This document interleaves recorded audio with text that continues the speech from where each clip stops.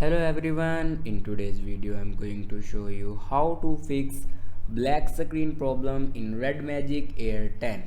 So watch this video carefully and follow every step.